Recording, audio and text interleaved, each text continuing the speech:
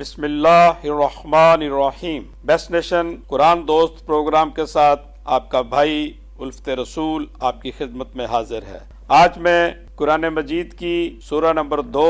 سورہ بقرہ مدنی آیت نمبر 225 سے 242 تک کا ترجمہ آپ کی خدمت میں پیش کروں گا۔ اللہ تمہیں تمہاری قسموں میں بےہودہ گوئی پر نہیں پکڑتا، لیکن تم سے ان قسموں پر مواخذہ کرتا ہے جن کا تمہارے دلوں نے ارادہ کیا ہو، اور اللہ بڑا بخشنے والا بردبار ہے۔ جو لوگ اپنی بیویوں کے پاس جانے سے قسم کھا لیتے ہیں، ان کے لیے 4 مہینے کی مہلت ہے، پھر اگر وہ رجوع کر لیں تو اللہ بڑا بخشنے والا نہایت رحم والا ہے۔ اور اگر انہوں نے طلاق کا پختہ ارادہ کر لیا تو بے شک اللہ سننے والا جاننے والا ہے۔ اور طلاق دی ہوئی عورتیں 3 حیض تک اپنے آپ کو روکے رکھیں، اور ان کے لیے جائز نہیں کہ چھپائیں جو اللہ نے ان کے پیٹوں میں پیدا کیا ہے، اگر وہ اللہ اور قیامت کے دن پر ایمان رکھتی ہیں، اور ان کے خاوند اس مدت میں ان کو لوٹا لینے کے زیادہ حقدار ہیں اگر وہ اصلاح کا ارادہ رکھتے ہیں، اور دستور کے مطابق ان کا ویسا ہی حق ہے جیسا ان پر ہے، اور مردوں کو ان پر فضیلت دی گئی ہے، اور اللہ غالب حکمت والا ہے۔ طلاق 2 مرتبہ ہے، پھر بھلائی کے ساتھ روک لینا ہے یا نیکی کے ساتھ چھوڑ دینا ہے، اور تمہارے لیے اس میں سے کچھ بھی لینا جائز نہیں جو تم نے انہیں دیا ہے، مگر یہ کہ دونوں ڈریں کہ اللہ کی حدیں قائم نہیں رکھ سکیں گے۔ پھر اگر تمہیں خوف ہو کہ دونوں اللہ کی حدیں قائم نہیں رکھ سکیں گے تو ان دونوں پر اس میں کوئی گناہ نہیں کہ عورت معاوضہ دے کر پیچھا چھڑا لے، یہ اللہ کی حدیں ہیں سو ان سے تجاوز نہ کرو، اور جو اللہ کی حدوں سے تجاوز کرے گا سو وہی ظالم ہے۔ پھر اگر اسے طلاق دے دی تو اس کے بعد اس کے لیے وہ حلال نہ ہوگی یہاں تک کہ وہ کسی اور خامد سے نکاح کرے۔ پھر اگر وہ اسے طلاق دے دے تو ان دونوں پر کوئی گناہ نہیں کہ آپس میں رجوع کر لیں، اگر ان کا گمان غالب ہو کہ وہ اللہ کی حدیں قائم رکھ سکیں گے، اور یہ اللہ کی حدیں ہیں وہ انہیں کھول کر بیان کرتا ہے ان لوگوں کے لیے جو علم رکھتے ہیں۔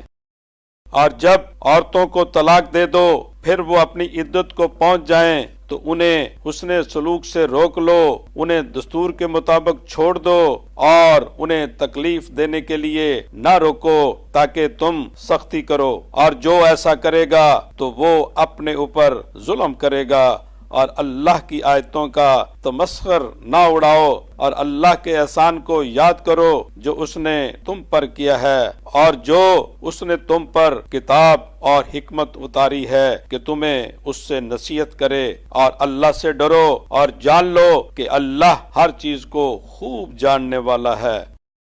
اور جب تم عورتوں کو طلاق دے دو پھر وہ اپنی عدت تمام کر چکیں تو اب انہیں اپنے خامدوں سے نکاح کرنے سے نہ روکو جبکہ وہ آپس میں دستور کے مطابق راضی ہو جائیں۔ تم میں سے یہ نصیحت اسے کی جاتی ہے جو اللہ اور قیامت کے دن پر ایمان رکھتا ہے، یہ تمہارے لیے بڑی پاکیزی اور بڑی صفائی کی بات ہے، اور اللہ ہی جانتا ہے اور تم نہیں جانتے۔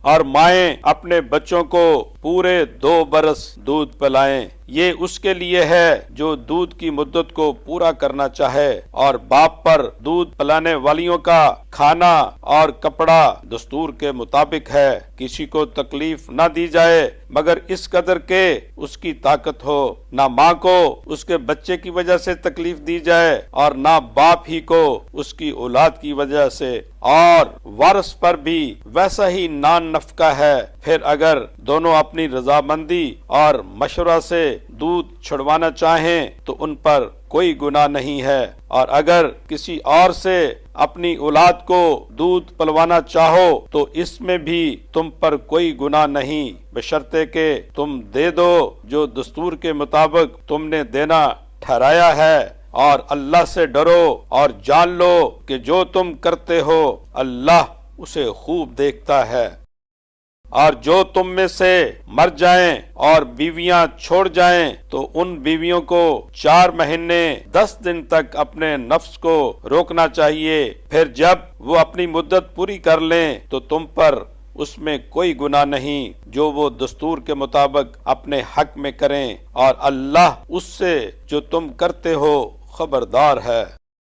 اور تم پر اس میں گناہ نہیں ہے کہ ان عورتوں کو اشارہ سے پیغام نکاح دو، اور یا تم اسے اپنے دل میں چھپاؤ، اللہ جانتا ہے کہ تمہیں ان عورتوں کا خیال پیدا ہوگا، لیکن مخفی طور پر ان سے نکاح کا وعدہ نہ کرو، مگر یہ کہ قاعدہ کے مطابق کوئی بات کہو، اور جب تک میعاد نوشتہ پوری نہ ہو اس وقت تک نکاح کا قصد بھی نہ کرو، اور جان لو کہ اللہ جانتا ہے جو کچھ تمہارے دلوں میں ہے، پس اس سے ڈرتے رہو، اور جان لو اللہ بڑا بخشنے والا بردبار ہے۔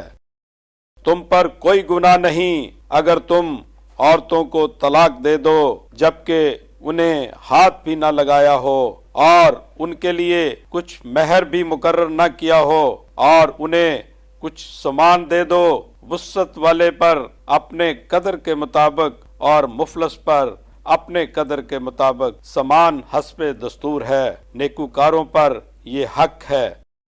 اور اگر تم انہیں طلاق دو اس سے پہلے کہ انہیں ہاتھ لگاؤ، حالانکہ تم ان کے لیے مہر مقرر کر چکے ہو، تو نصف اس کا دے دو جو تم نے مقرر کیا تھا، مگر یہ کہ وہ معاف کر دیں یا وہ شخص معاف کر دے جس کے ہاتھ میں نکاح کی گرہ ہے، اور تمہارا معاف کر دینا پرہیزگاری کے زیادہ قریب ہے۔ اور آپس میں احسان کرنا نہ بھولو، کیونکہ جو کچھ بھی تم کر رہے ہو اللہ اسے دیکھ رہا ہے۔